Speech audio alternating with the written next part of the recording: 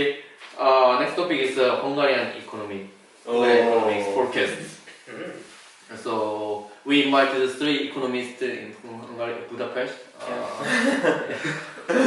Okay. Bring you up to speed. I feel like we should cut this short because it's funny that, you know, from an outside onlooker, the Hungarian economy seemed to get better and better and improve in one way or another over the years. But it's, if you take a closer look at it, it really has a lot of faults in it, and a lot of numbers just look good because of certain outside factors, but at the same time there's a lot more problems that the outsider can see. And if you live in Hungary, if you've been living in Hungary in like the past, I don't know how many years, like 8 years, you know all about the corrupt things that happen, and there's really a lot of corruption in the country. I think most of you can agree. Actually, from my point of view, I saw some article from outside, which they made it. Because with the subsidy of EU fund, Hungary's economy is steadily increasing since 2014, which is really good, and also unemployment ratio is steadily decreasing. Also not really true. Sorry?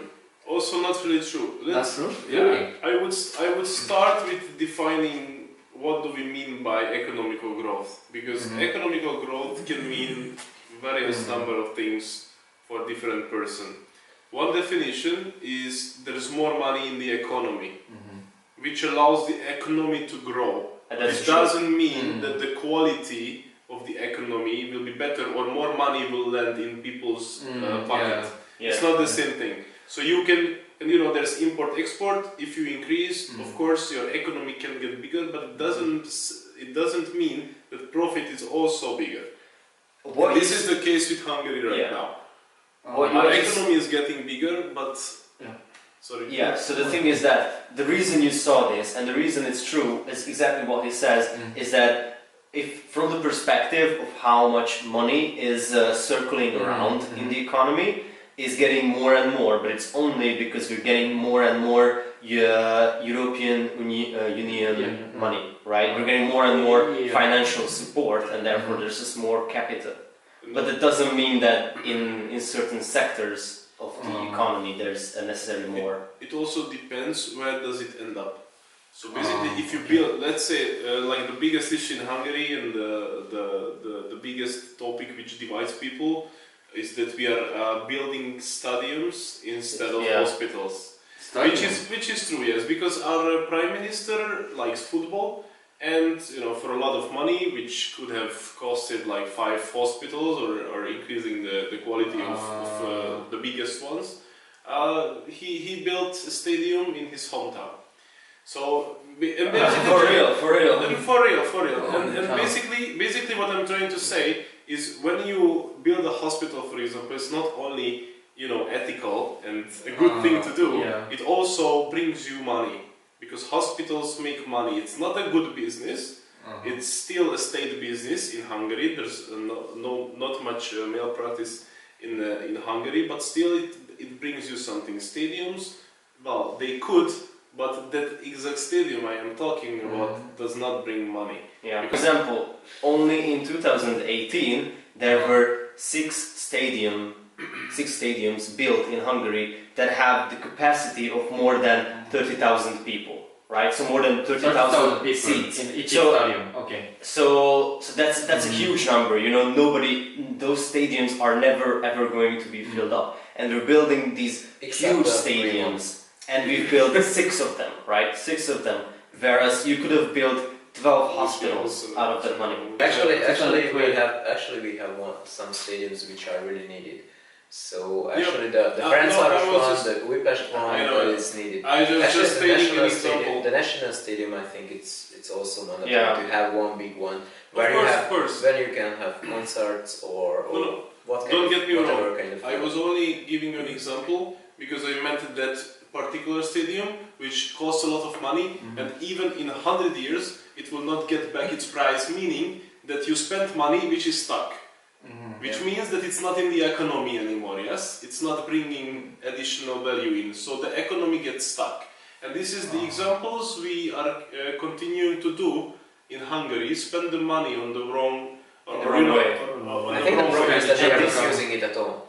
So actually, there are football match at every second weekend, maybe in half of the year, and that's all. So they're not using it for anything else. Yeah, exactly. Yeah. Exactly. So money gets stuck. And sorry, just one more thing. I want to continue yours. Okay, yeah. okay. Then please continue first. So what Nico was explaining is that problem, that wrong usage of money, of financial support, is creating the problem of migration from the country. You know, more and more young people leave the country every single year. Nowadays, there are only only in the EU countries, like in United Kingdom, Germany, and some more, there are 600,000 Hungarian people 600,000 who decided to go there because they were dissatisfied with the conditions at home.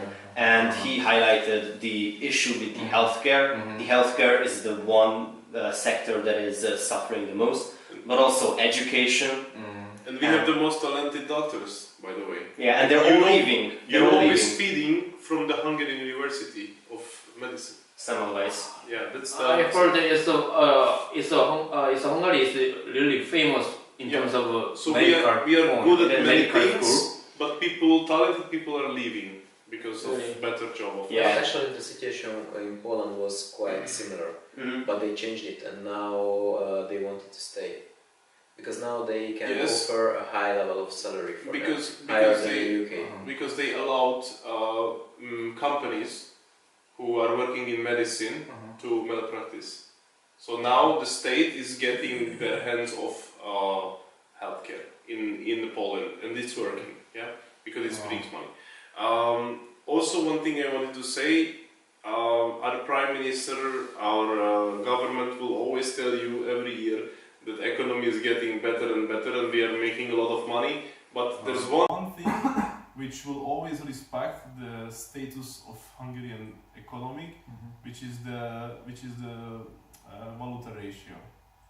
Yeah. If your money is not getting, if Hungarian forint is not getting stronger, then it reflects exactly not one to one, but it reflects almost 100% the economy status. So until forints gets better, our economy is not stronger. I mean, we have more money, but it's not better. Devaluation. And nowadays, $1 is almost 300 forint. But 1 year ago, it was $1 and 280 forint something. Now it's a devaluation. Yeah, and you know what? My sister comes home from UK. She was earning money in pounds, and from 1 month's work, she could live for 1 year here. Really? Yeah. If Hungarian people want to go abroad for vacation, they better bring a lot of money. Hungarian foreign. That's the reason. There are a lot of tourists from the overseas. Yeah, that's the very reason. Very devalued. There are a lot. For example, to put it in perspective, I saw this statistic about the average salary of a person in each European country, and the average salary in Hungary is around 600 euros per month. 600. That's like 180,000 forints. I say that's a bit idealized. That's gross, by the way. Are you talking about minimum wage? It's not net. That's gross. No, average wage. Average. But it's gross. It's a gross. It's gross. It's not net. It's not net. But the same. But for the same work, for example, someone in the United Kingdom gets 2,200 euros in average. Even with the higher prices, because the prices are higher, of course. Yes, of even course. then, the real ratio, that's how you call it. I think the real value of the money is like 1.5 times bigger. Yes. So it's ridiculously low. It relates to decreasing population in Hungary because nowadays the population also is decreasing. No, it's reflecting the economy. And you know what? Like if you go to Esztergom, you went to Esztergom, right? Yeah. Like there's the border really close. Yeah, if you cross the Danube, you're already in Slovakia. And you know what people do?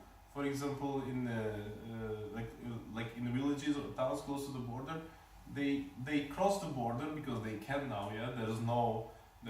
Yeah, they just walk over the bridge. Yeah, because both of the countries are part of the EU and they're going to the shop in Hungary and buying food Yes. for Hungarian forints and bring it back because it's ridiculously cheap. And maybe 50 kilometers. Yeah. Even driving 50 kilometers, And eat the there. cost of fuel, even with that, it was cheaper. cheaper Yeah. Imagine. in which It area? was around In which country? maybe 5 to 10 years back. Okay. something like that. Yeah. But now it's worse. Now people come here Come here because buy. it's cheap for them, for their euros. You know, I feel like we just covered everything in this topic. There were Okay, we don't want to go too deep into the Maybe- corruption. oh, yeah, because So, there's no- like to sum it up a little bit, you know, there's a lot of Mm. money, especially a lot of EU money Mm. circling around in the economy. The imports. It's spent in wrong ways. So education and healthcare are suffering a lot, and therefore the symptom of this whole thing is that the young, skilled, and talented people are migrating to other EU countries to earn better. And our currency in the meantime is just not getting any stronger, even though it seems like that the economy is getting better and better. So what is the best solution? Just give me just one couple of sentences and then let's finish.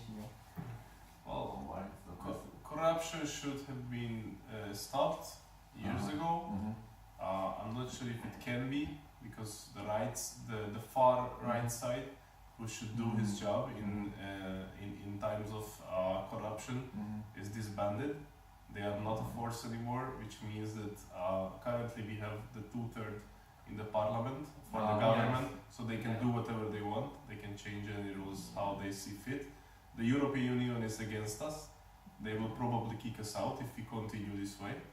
Well, people need to come to their senses and vote for a different government, which will not spend the taxpayers' money for their own needs, because the money is getting flushed down on the toilet.